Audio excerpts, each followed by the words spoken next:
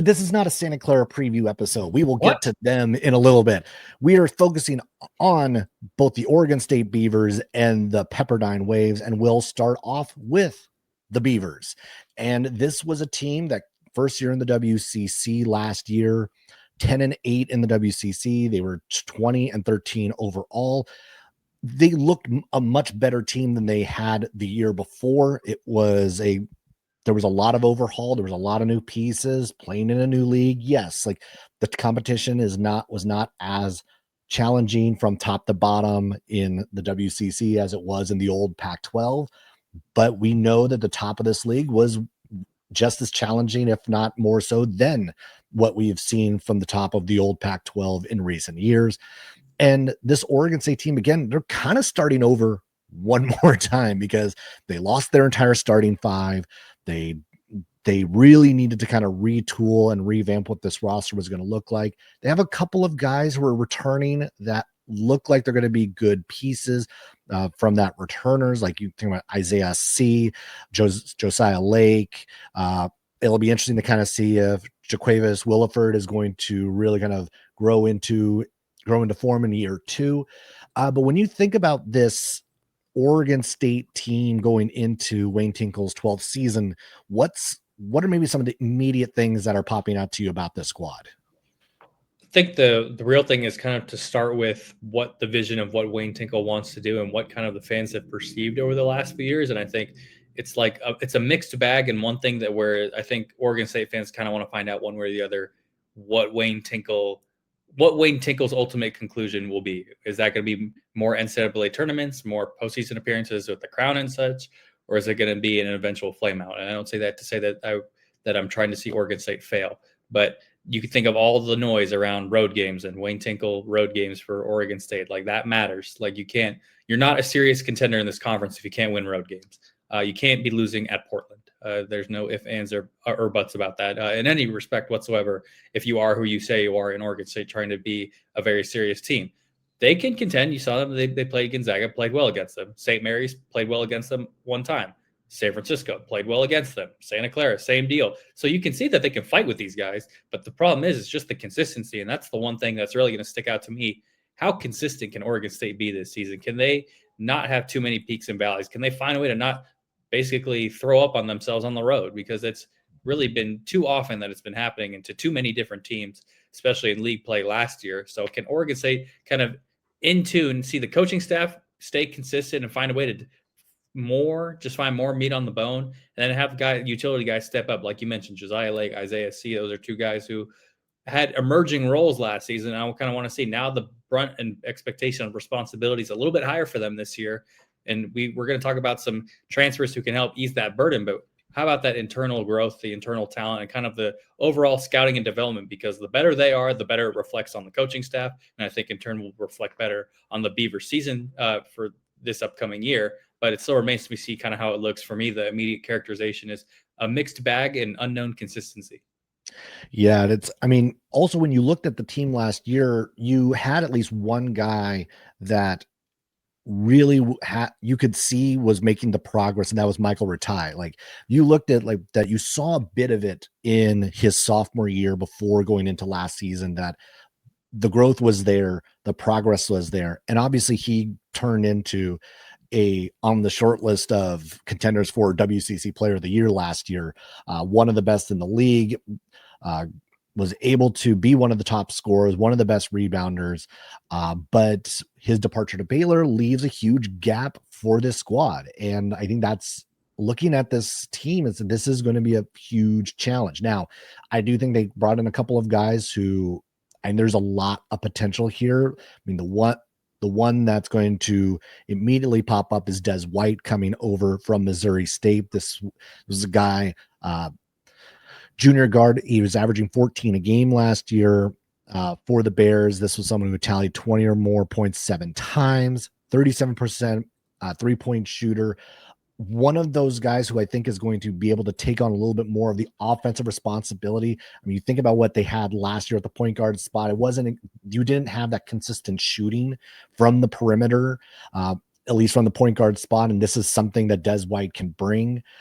The other one, we got to at least talk a little bit about his brother Guillermo. Jorge Diaz-Graham is another one of those guys coming over from Pitt. Didn't get a whole lot of playing time while there, but I know there's a lot of positivity and excitement about what his potential is. And at least like those are the couple of guys that when you start to go up and down this roster, obviously I think they're going to go right into that starting lineup. And if this Beaver team is going to get back in that mix in the middle pack of the WCC, those two are going to be right in the middle of it. Yeah, I think you mentioned Diaz-Graham, and I think you look at the parallels between Guillermo and now Jorge, and there's very capable perimeter players, and you look at the way that can just help alleviate the stress and trying to drive to the basket and help open up the offense. I think that's going to be a very welcome addition. I believe he shot around 47% from three last year in his limited opportunities. But you think of all that, you compile together what you hope the development of Josiah Lake and Isaiah C is. You hope that you have the right transfer and the right guy to have really drive the car, so to speak, with Des White. And then while this may be not as serious as compared to the other analysis we've given, you have first team all name this season, Yak Yak with Oregon State. So we can't forget that. But in all reality, like you look at everything else and look at the way Wayne Tinkle is trying to build this team, there's a lot more, I guess, internal strength and character that we're gonna have to wait and see and find out. Because you mentioned Michael Ratai, I'm gonna mention Parsafala, just the way they worked in tandem with one another, the way they kind of like owned the driving to the basket and the post ups and all that last year for the Beavers. Very consistent, kind of how they made their bread and butter, getting to the free throw line and such. Who's going to be kind of the guy that kind of owns it and trying to get to the basket, staying aggressive and not shying away from it? Because as you can see, it kind of bled over into the rest of the team when they had DeMarco Minor and such. So how does that kind of take shape? What's the identity of this team? Because I think that's the one thing we don't necessarily know yet. What does Oregon State look like for this year under Wayne Tinkle? And I think it's going to be one of the most intriguing questions when we go see them at WCC Media Day. Yeah, I mean, you think about, again, you look at personality and think about what this team is going to be. It does look like in the roster construction, we do see a little bit more of the adjustment from year one to year two in the WCC, because you look at when you add you mentioned Yak Yak's transfer coming in, who's going to really help them be able to defend the paint a lot better than they did a year ago. The addition of Noah Ammenhauser is also another one, 7'10" junior center. This is someone who has going to bring a huge body into this, because we think about back to, I think about the St. Mary's game where they hosted the Gales, and they were just outsized, out-muscled, and this is clear in the way they have recruited in this off season, that is an area where they have tried to address, that they know they're going to have to beat the St. Mary's, beat the Gonzagas, beat the Santa Claras, all whom have just a lot of size. And you see that they've made the adjustment. They've figured out this is what we have to be able to do. And also you do that to USF as well. If you can body USF, we talked about it a couple of weeks ago, just about though, if there's one thing that we can point to as maybe an issue with the USF roster, it is a lack of true size. But this Oregon State team will not lack size. They are going to be big. I think they're going to be even bigger on the perimeter than they have been in the last year or so. And I think there's going to be a lot to be said about these role players. I mean, Stephen Olawini, I'm going to get that name correct eventually. We got a month. We got a month till media day. Exactly. Another big body, good rebounder, coming over from Indiana State.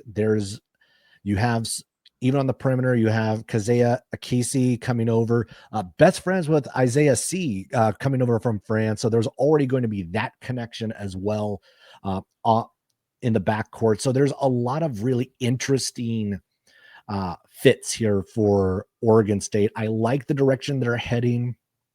I don't necessarily know what the full potential of this squad is, and I think that's the biggest thing. And I can kind of picture, based on talent, watching some of the film of where the floor is, the ceiling is almost harder to figure with this squad. Yeah, I think it's a little more compact range of positions compared to other teams that we've previewed. And I think the one thing for me is we talk about the size. How does the size fit? It can't just be size for the sake of size, have a big body for the sake of having a big body.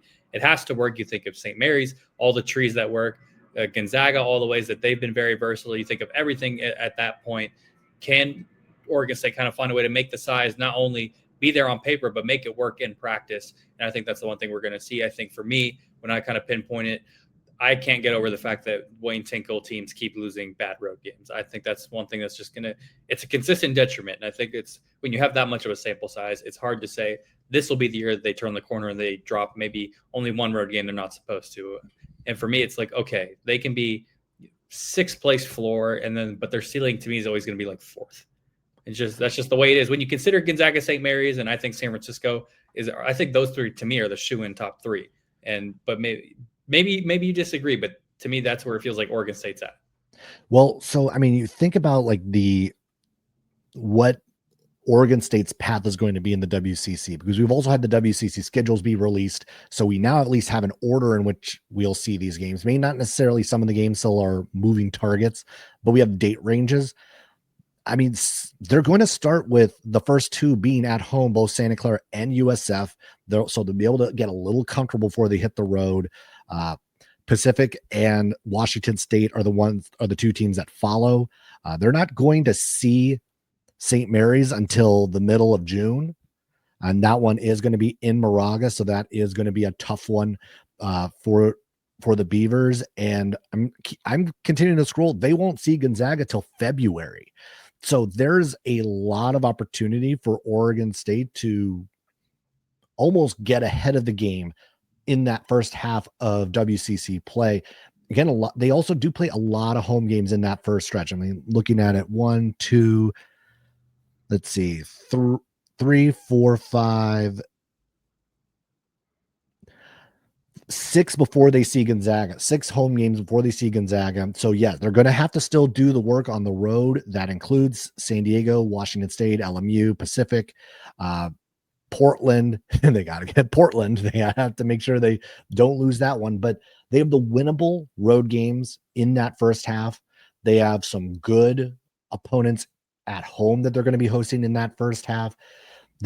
They can get at least a bit ahead of it before having to get to February, where they'll still see Gonzaga again. They'll see St. Mary's again. This is going to be, and just the way the schedule's worked out for them, going to be interesting. Actually, I take it back. Say they see St. Mary's again. They'll only have to play Gonzaga and St. Mary's once a piece. So that's a lie.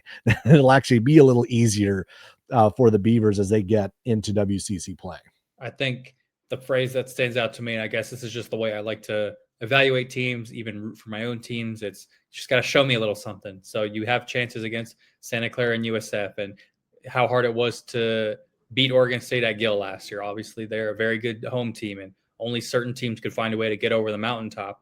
They got to show me a little something. You can't be losing at Pepperdine. You just can't be losing at San Diego, at Portland. Like we mentioned, all these little different intricacies. Can you find a way to win a hard game at Washington State? Because there are barely any nights off in this conference. And I think when you look at the way Oregon State's going to be and the way they've tried to configure this roster and trying to configure the floor and ceiling of what we kind of anticipate this team to be, you just got to show me a little something, a little proof of concept. And then I can say maybe down in February, you will be that serious contender if you haven't tripped over yourself to that point.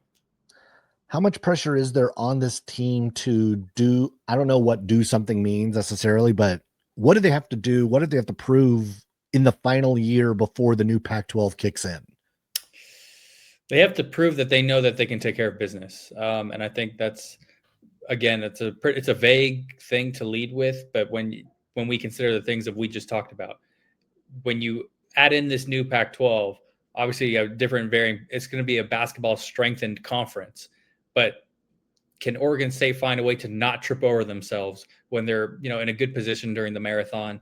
They're 19 miles in, but then they tweak their hamstring or something like that. Can you find a way just to not blow it, basically? And I know we'll get to another team that's similar that has a phrase for this already, but for Washington State fans who may be listening, they have Coogan it. Like Oregon State cannot be having their version of that. They can't find a way to, like this year, they can't lose to Portland at home or on the road. I mean, that just can't happen. So for me, when I look at what Oregon State needs to be taken away from this last year in the WCC, even if they do finish 4th or 5th, can you take care of business and beat the teams you're supposed to beat more than anything? Because I think that's the one big glaring black hole that Oregon State fans are looking at when it comes to Wayne Tinkle's basketball teams and program over the course of the years. Sometimes they just don't take care of business. And that's the one thing I think they want to see. before you even start getting onto the idea of, yes, they can win a conference championship, yes, they can go to the NCAA tournament, can you just do what you have to do when it's right in front of you? Honestly, probably the difference between where they finished last year and being squarely on the bubble is actually probably the difference of winning those games you're supposed to win for Oregon State. Yeah, and you look at the last thing I'll mention on this. As much as Pepperdine went on a run in the WCC tournament last year, if Oregon State handles themselves, they beat Pepperdine. I think it's as simple as that, and you can't have trip ups like that. So that's my soapbox about Oregon State's consistency. It's the one thing that I really want to look at more than anything, more than the talent, more than in game adjustments. Can you be consistent on a day to day basis, game to game basis?